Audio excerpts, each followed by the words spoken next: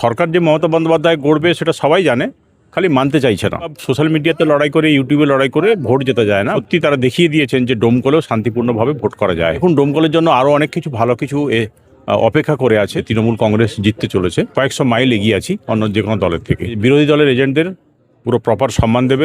কেন্দ্রে ঘুরেছেন, কি বুঝলেন? আমি দেখুন সকালবেলা এবং 7:20-25 নাগাদ ফোন টোন করে সমস্ত বেরোলাম। বেরিয়ে আমি এখানে ঢুকেছি তখন 6:30।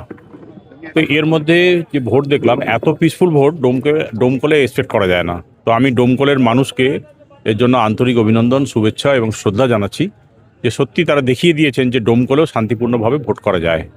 আর আমাদের যারা কর্মী সমর্থক এবং যারা আমাদের নেতারা রয়েছেন, প্রত্যেকে এত সংযম দেখিয়েছেন এবং আমার যে উদ্দেশ্যটা ছিল যে একদম রক্তপাতহীন ভোট, সেটা সম্ভব হয়েছে।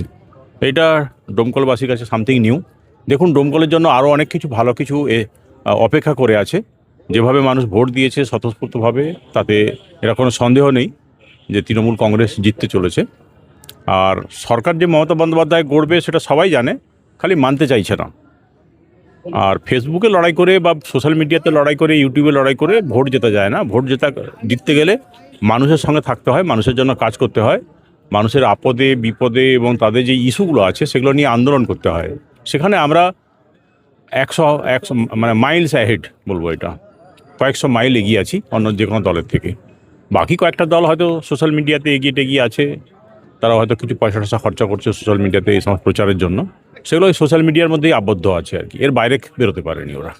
কারণ কোনো জায়গাতেই কোনো বিরোধী দলের ক্যাম্প আমি দেখলাম না। এজেন্ট ছিল, কিছু কিছু জায়গায় এজেন্ট নিশ্চয়ই ছিল। আমরা সবাইকে এনশিওর করেছি, প্রত্যেকটা এজেন্টকে আমি জনে জনে বলেছি যে বিরোধী দলের এজেন্টদের পুরো প্রপার সম্মান দেবে। মানুষের যে গণতান্ত্রিক অধিকার, সেই অধিকার যাতে রক্ষিত হয় সেটা আমি প্রত্যেক কর্মী বলেছি যে যাকে ইচ্ছা ভোট দিক, গণতান্ত্রিক যে অধিকার সেটাকে এস্টাবলিশ করো। মানুষ এমনি ভালোবাসে আমাদের, কারণ মমতা বন্দ্যোপাধ্যায়ের যে 15 বছর ধরে যে কাজকর্মগুলো সেগুলো, এবং আমাদের সংগঠন অনেক অনেক অনেক অনেক এগিয়ে।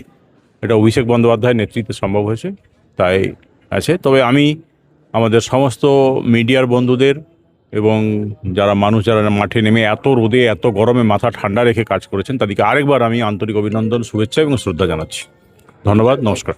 আরেকটা জিনিস একটু জানতে চাইবো, এই যে শান্তিপূর্ণ ভোটের কথা আপনি বললেন, বিগত বহুদিন ডোমকলে এমনটা হয়নি, এবার যেটা আমরা দেখলাম, এক্ষেত্রে এই শান্তিপূর্ণ ভোট করার ক্ষেত্রে আপনার ঠিক কি মন্ত্রটা ছিল বা মানুষের দলে কি নিয়ে? আমি প্রথম থেকেই বলেছিলাম যে রক্তপাতহীন ভোটটা হোক, ঠিক আছে? ঘাম ঝরাও রক্ত নয়, এটা আমার স্লোগান ছিল। সেইটা নয়, আসলে মমতা বন্দ্যোপাধ্যায় সরকারে আসার পর আইন শৃঙ্খলা এতটা ইমপ্রুভমেন্ট হয়েছে যে আমরা ওগুলো নিয়ে ভাবি না। আর আমরা এতটা এগিয়ে, আমি বললাম না যে আমরা মাইলস অ্যাহেড। তো আমরা এত এগিয়ে যে আমাদের ওগুলো দরকার লাগে না। আর আমরা বলেছি যে প্রতিবাদ কিচ্ছু করার দরকার নেই, যা করছে করুক, বিরোধী দল যা পারছে করুক, সেটা পুলিশ দেখবে, প্রশাসন দেখবে, আমরা প্রতিরোধ করব না। কারণ আমরা প্রতিরোধ করতে গেলে কনফ্লিক্ট হবে, মানে কনফ্লিক্ট হলেই মারপিট এটা ওটা হবে। তো আমি ওর মধ্যে নেই। আমরা বলেছিলাম যে আপনি বলুন, আমাকে ওই জন্য বলেছিলাম, বারবার আমি বলেছিলাম যে আমাকে জানান। আমাকে যতগুলো বুথ থেকে জানিয়েছে প্রত্যেকটা জায়গাতে আমি এসডিওকে, আইসিকে, এসডিপিওকে, দরকারে এসপিকেও ফোন করেছি, করে আমি প্রত্যেককে বলেছি যে এখানে গন্ডগোল করছে বিরোধী দলের লোকেরা, আপনি দেখে নিন, আপনারা অ্যাকশান নিন। এবং প্রত্যেক জায়গায় পুলিশ গেছে, রিয়াক্ট করেছে।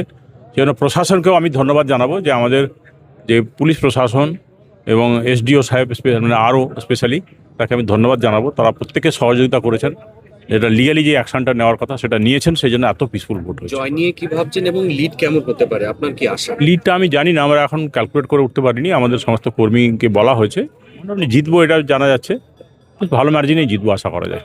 কলকাতা থেকে কেরল কিংবা ব্যাঙ্গালোর যাওয়ার কথা ভাবছেন? টিকিট বুকিং নিয়ে চিন্তিত? এখন চিন্তা করা ছাড়ুন, কারণ আপনাদের জন্য বাপি ট্রাভেলস নিয়ে এসেছে বিমানের টিকিটের দারুণ সব অফার। বিশেষ করে কেরলের বিমানের টিকিটের উপর থাকছে আকর্ষণীয় সব অফার। বাপি ট্রাভেলস দেশের যে কোনো জায়গায় যাওয়ার জন্য খুব কম খরচে বিমানের টিকিটের একমাত্র বিশ্বস্ত প্রতিষ্ঠান। তাহলে আর দেরি কিসের? আজই চলে আসুন আমাদের ঠিকানায়। আমাদের একমাত্র ঠিকানা ডোবাপাড়া, জুরানপুর, ডোমকল, মুর্শিদাবাদ। অথবা বিশদে জানতে কল করুন 9775750808 অথবা 9775757508 এই নম্বরে। বাপি ট্রাভেলস, আপনার স্বপ্নের সফরের সঙ্গী।